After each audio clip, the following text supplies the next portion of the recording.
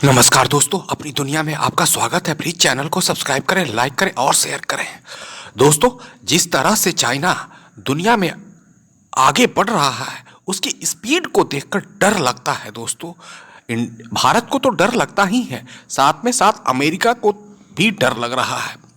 जी हाँ, मैं नहीं कह रहा हूँ, ये अखबार और जो डाटा है वो कह रहा है। दोस्तों, जिस अंदाज में चाइना अपने आर्म्स एम्यूनेशन जो भी वार इक्विपमेंट्स है उसको बना रहा है, उसे देखकर वास्तव में डर लग रहा है। दोस्तों, अगर आप बात करें दोस्तों सुपर पावर अमेरिका से चाइना की, तो आज के डेट में दोस्तों ये जान लीजिए कि चाइना लगभग समकक्ष है, एकदम बराबर है अमेरिका से नेवी के मामले में।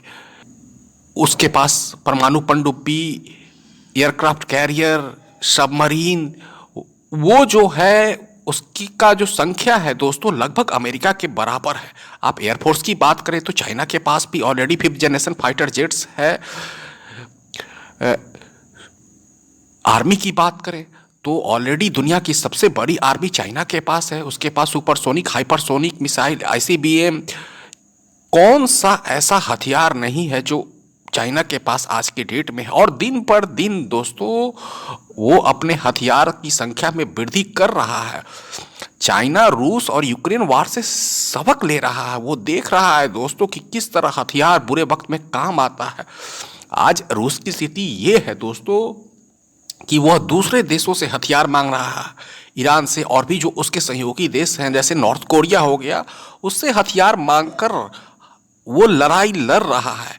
चाइना इस गलती को दोहराना नहीं चाहता, इसलिए वो ज़्यादा से ज़्यादा हथियार बनाने में लगा है। यहाँ तक कि परमाणु बम की भी संख्या में वो चाह रहा है अमेरिका से आगे निकल जाना। दोस्तों, आज हम बात कर रहे हैं चौथे वारफेयर के बारे में। पहला आर्मी, दूसरा एयरफोर्स, तीसरा नेवी के बारे में तो आपने सुना ही होगा। चौथा जो आज के डेट पे वारफेयर है दोस्तों, बहुत बहुत इंपॉर्टेंट है। उसको इग्नोर करके दोस्तों दुनिया की कोई ताकत वार नहीं लड़ सकती है। दोस्तों, जी हाँ, हम बात कर रहे हैं स्पेस वारफेयर के बारे में।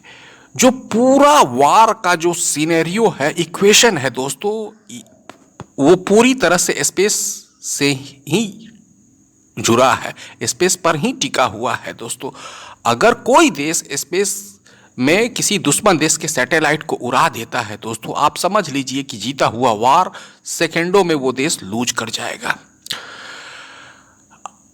इस मामले में दोस्तों वो हर दिन चाइना रिकॉर्ड बना रहा है, हर दिन नए टेक्नोलॉजी को वो सामने ला रहा है।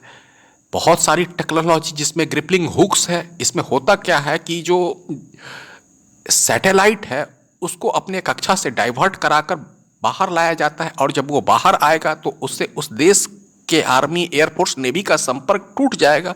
और जब संपर्क ही टूट जाएगा दोस्तों तो वो चाहकर भी कुछ नहीं कर सकता है। अब हमारे देश का क्या पोजीशन है दोस्तों?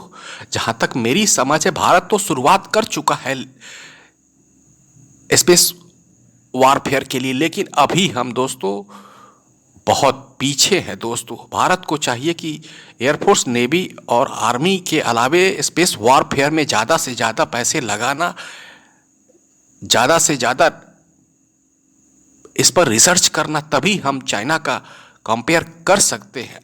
अन्यथा कभी फ्यूचर में वार हुआ और चाइना हमारे स्पेस में जो मिलिट्री सैटेलाइट्स है उसको उड़ा दिया तो हम चाहकर भी कुछ नहीं कर सकते हैं।